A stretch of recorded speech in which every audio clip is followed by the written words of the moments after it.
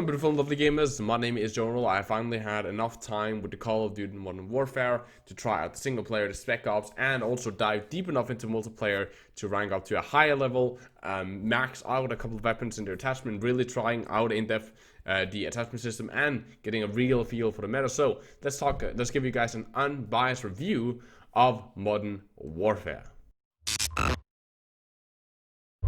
Now, of course, a like on the video always helps out against YouTube's abusive algorithm. Same goes for a comment down below. Give me your rating of Modern Warfare right now from a scale from 1 to 10 so we can get a little bit more opinions down in the comment section. And if you want, why you give it the rating that you will.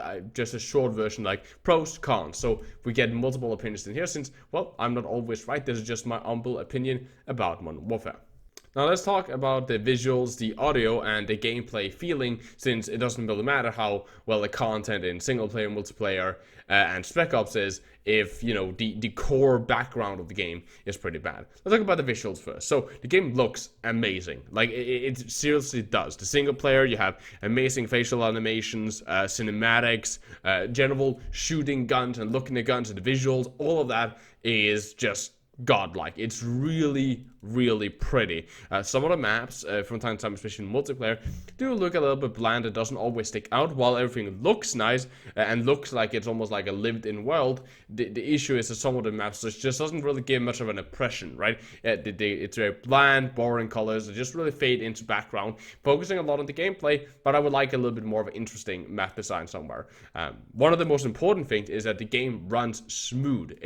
You always have, or at least I have with my rig, high and stable, especially the last one, stable FPS. It's not like it jumps from, you know, 144 down to like 40 and then up to 60 and then over to 90 and then down to 55, right? It stays around the same threshold even in ground war, which is the 32 versus 32 mode, and that's really great. I run a GTX 1070 with an i7 processor and 60 gigs of RAM. My computer's pretty old right now, and it's starting to show. But this game is run with, even with high texture qualities and so on. Some shadows have to be turned down, but even with higher end graphics, it looks really good and runs really smoothly.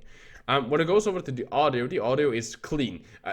This plus the visuals when you actually take shot of somebody and get a kill, and plus the audio, the feedback, the firing of the gun, the sound of when you hit somebody, when you get hit markers, and when you get a kill, it really does add up for an immersive and really addicting experience for getting kills.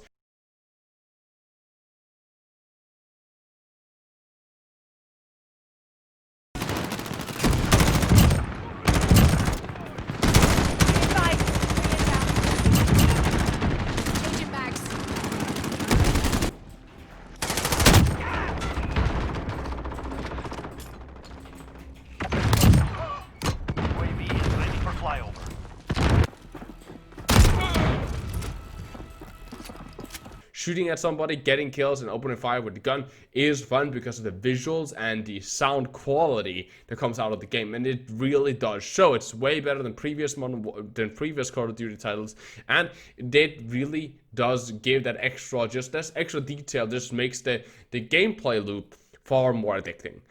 Audio quality in the form of voice acting in the single player is also great, and also in multiplayer when there are some form of communication between it does sound really good. Footsteps are of course very loud and kind of visible. You can easily detect where people are, if they're under you in water, inside a room or something like that, as long as they're moving and sprinting, which is really nice. The same with gunfire. You do know where on the map there are kills outside of seeing, you know, the skull symbol in multiplayer. You can hear where the guns are shot at, which does actually give some form of viability to suppressors, even though you never show up on the minimap if you use a suppressor or not. It still gives a viability because of the audio being so loud. Now, how does the game feel from an FPS standpoint? It feels great. And with the fast TTK and so on, which some people won't be a fan of, but with the fast TTK and the great movement system, where you can run, you can leap, you can climb over stuff, you can slide, you can scope mid-air if you jump, and throw stuff mid-air and so on. You can reload while you're aiming down sight. It's a fluent, fast, and nice experience in my opinion. And well, it does really grand, just a fun experience when it comes to the overall gameplay and the background of that. As long balance is a completely different topic, but the background of the game, visually, audio, and general FPS feels with the shooting and the recoil system and the feedback system feels really, really great. Even though I still do happen from time to time that I had to kill somebody that on their screen were behind a wall, or when I'm behind a wall, I still sometimes die as I run around the wall, which is more of a ping and netcode issue, which still does plague. It's played a little bit on the game side from time to time.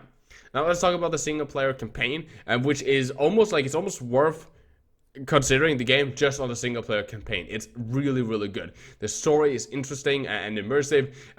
The world itself is really well played. The gameplay loop is not repetitive, which I was a little bit surprised about. Normally it's, okay, go here, shoot up a bunch of bad guys, go here, hold this, play a turret section, go here, click, here's some buttons that you need to click in the right order to block a knife attack or something like that. And that doesn't really happen. Well, of course, it is an FPS game, so you do run around, shoot bad guys. That's kind of what it's a big part of it. There are breaks in the gameplay loop where you do other things and introduction of new mechanics, making it far more interesting, including the fact with interesting and fun weapons. And I love that. And house clearing simulations are really, really fun. The same with attacks on cities and in general how you play it, with civilians being in the way. And I talked about this when I talked about the realism of the game, if it was too much, how graded the game actually was story-wise, which you should check out if you are interested in buying this for a minor, because it's a really, really graphic story. That there were multiple times where, normally when you play these FPS games, the single player, you don't really feel threatened by the AI. Like, you really don't. Unless you're in the most hard difficulty when the AI is practically aimbotting and you die to, half a bullet. You never really feel very threatened. But in multiplayer, in this, because the world is so immersive with the audio, the visual, and the way they have, put up the story, and the way that you see people getting mowed down, it really does make it so that you want to save the AI. At least I and other people that I talk to have had this issue, this kind of dilemma, that we were pushing forward and we were really I died in multiple levels because I was pushing faster than what I actually was supposed to do, and I even sometimes almost had to really try hard to mow down as many of the enemy as possible because I want to save the AI NPCs, which I've never ever had to even consider in an FPS game, so normally just let them die. And I think that's really, really great. It only lasts for 6 hours. That's a very short time for a campaign. That's even with some deaths and having fun on some of the levels. But there are some replayability there. Some of the sections you can replay again, because there are some decisions, not a lot of them, but there are some decisions that could do that scenario does be played out a little bit different. Not a lot, it's not like it could change a lot, but it could change a little bit, which makes a little bit of replayability. But I would say after 8 hours of this game mode, you probably played everything, and if you really like the story, you can probably squeeze 10, maybe 12 hours out of it if you really try. But the game is best played on its first playthrough, which normally lasts 6 hours, which is on the short end of multiplayer, of the single player. Now let's head over to multiplayer, which most people do buy it for multiplayer. The maps, as I said, are a bit bland. They look great, like the visuals, but it doesn't really stand out. And some of the map designs are not, in my opinion, it's not that the maps are bad. There's a lot of people saying that the maps are really bad, but there aren't really any good maps, if that makes sense. The old maps are playable, and they introduce different playstyles, and I like the different verticality. I personally think that's fun, but there aren't really any, god tier maps, the maps that you really recognize, the maps that you're like, okay, I'm done after this round, and the next round you see that map coming up, and you're like, okay, cool, I had to play another one just because it's that map. Something like Nuke from Black Ops or Terminal from Modern Warfare 2, there's nothing really like that in this game right now, and that's a little bit disappointing. And when it comes over to Ground War, there are 32 versus 32 mode, there's only 2 maps, and one of them is, in my opinion, not really good. The newer map that was introduced right now during the beta, which I just forgot the name of, is a giant city map which really focuses on longer range engagements, and in my opinion, it's not that fun to play on. The other map is really fun and chaotic, and I love it, but the selection of maps is just disappointing when it comes to Ground War. Ground War is really fun. It's a 32 versus 32 chaotic with kill streak and so on. The vehicles are lackluster and just very plain to play. It's really just wheels with a cannon on, not really anything interesting going on in that direction, if you ask me. But they're there and they're being irritating and doing their things. I think that it's really, really clear that this game is not a battlefield game, even though it is a gunfight. Even though it is ground war, just because like the vehicles doesn't feel as good, there's no destruction and so on. It really does feel like Call of Duty 32 vs 32. You get exactly what it sounds like, and that's essentially what you get from ground war, just with a very low selection of maps. Gunfight is their 2v2, like you die, you lose, first man to 6, competitive almost style mode, which is really amazing. I even think that it would be great if they could introduce a rank system to this, because me and my friend has just been enjoying the living shit out of it. It's so fun alone, it's so fun when you're playing with a friend and just running around and coordinating and so on. This is the game that I find mostly when I'm playing with my good friend, most of the time we're playing Gunfight, because it's such a good game mode to if you have a buddy with you. Let's talk a little bit about the gun loadout, which you probably heard a lot about, which does in the end sounds a little bit gimmicky, right? Especially the fact that you can make an M4, which is the gun that I first leveled to max level, you can make that into a sniper by, changing out the 5.56 bullet for higher caliber rounds, suppressor, scope, and all kinds of stuff. And it sounds gimmicky, right? It's like, okay, it's a sniper, but it won't viably compete with other snipers. And that's actually not true.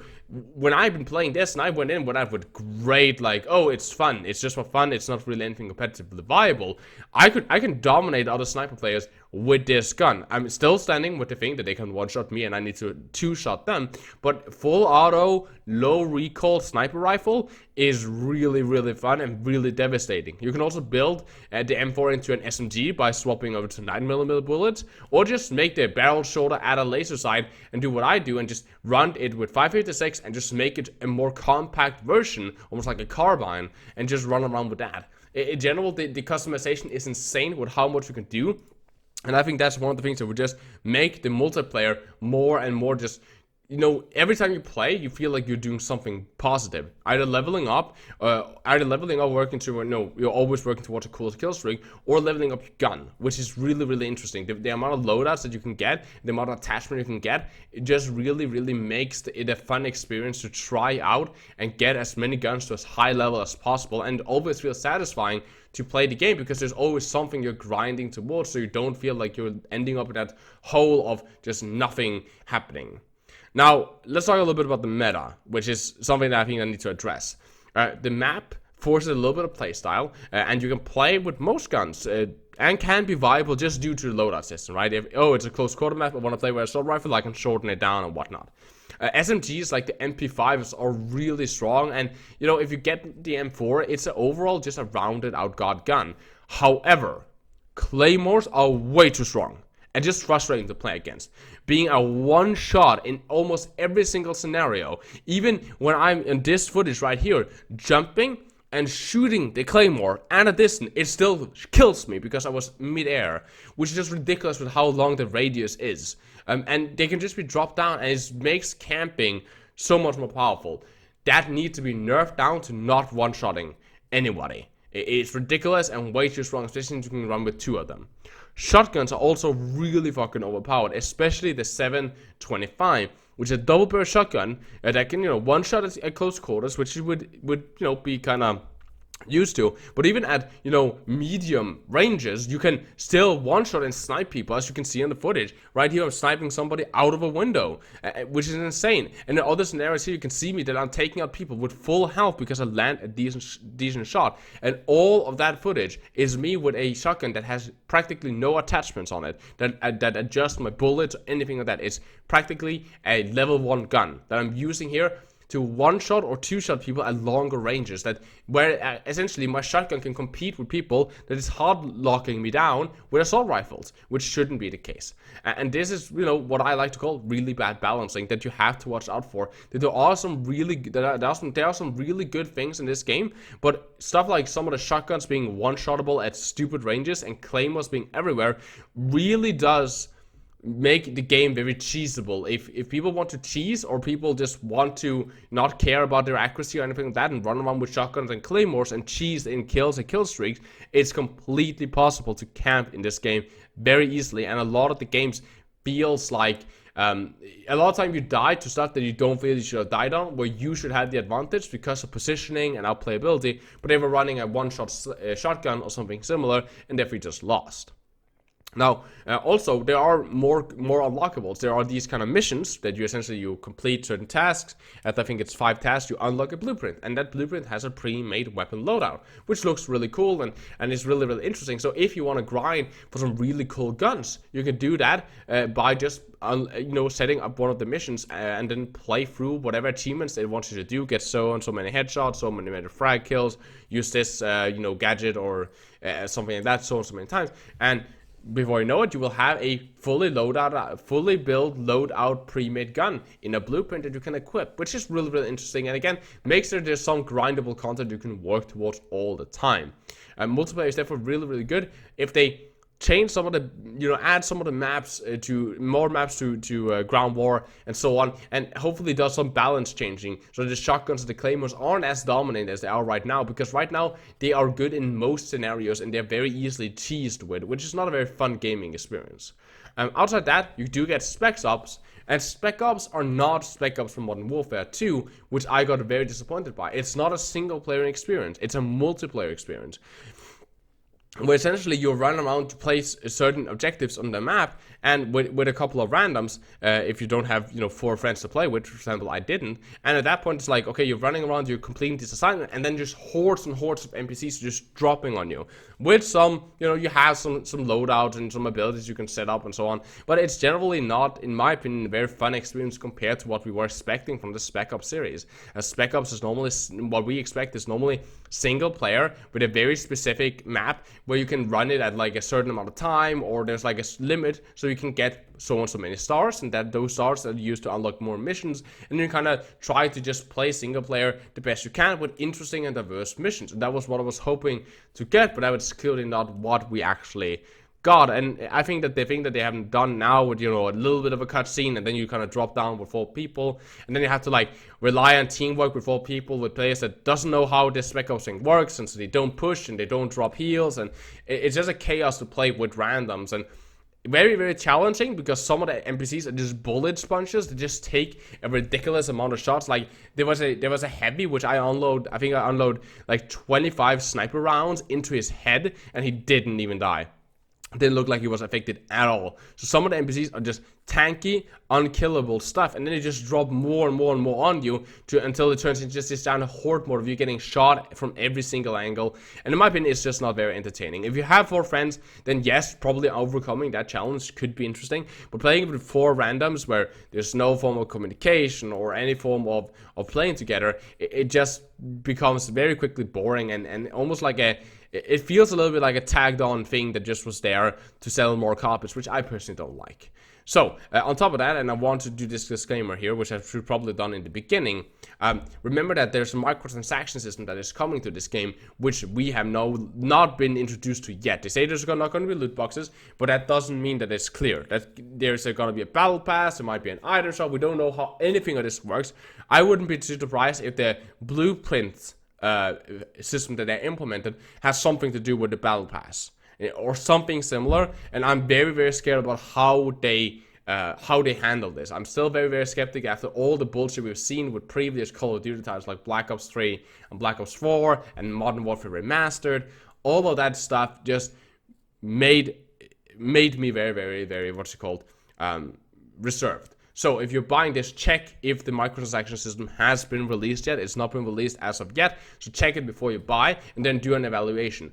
Because of that, I will automatically remove 1 point, because the reason the companies add the microtransaction later is to make sure reviewers give it a good score, because we normally draw away if the microtransaction is bad. So they add the microtransaction later after all reviews have come out. So again, I will be removing 1 point. Just default for any company that adds a microtransaction system after the fact, just to sway reviewers, to make sure that bullshit doesn't fucking cut it. So, my final verdict for Modern Warfare with the single player, the multiplayer, the Spec Ops and so on is a 7 out of 10. Right now, if you want to get the game, I highly say that you can do it. It's a really, really good game. Ground War needs a little bit of adding. There needs to be some balance changes, some patches uploaded to multiplayer to nerf the shotguns and nerf the claymores, as those are ridiculously overpowered with no skill required. As I can play around with those and just cheese my way through a match with no issues at all. Besides that, the multiplayer is really, really fun. There's a lot of content in this game. If you need one game that you can sink time into and just play casually for fun, either sink a lot of time or barely any time into it, you can buy Modern Warfare, and you can play the story mode really quickly through, and then you can work on multiplayer and unlocking stuff. And Spec Ops is a thing that's just there. If you enjoy that kind of things, that probably is, but it's a little bit lackluster for me, in my opinion, and not something that you should buy the game for specifically. It's more of just like, oh, if you have 4 friends you can kill, probably, you know, a good like 10 hours of that game mode if you're interested. But outside that, I don't think Spec Ops really should be something that you should be buying the game for. Buy it for the single player campaign, and most importantly, buy it for the multiplayer campaign with the insane loadout system, the fun gameplay, the addicting, you know, just gunplay and so on. Buy it for that. And as always, guys, I would like to hear your opinions down below. Like the video, subscribe and bell notification if you like Call of Duty content, all thing FPS and stuff like that. As always, guys, my name has been Jonal. You guys be stay positive. I love you guys very much. As always, keep the enemy in your crosshair.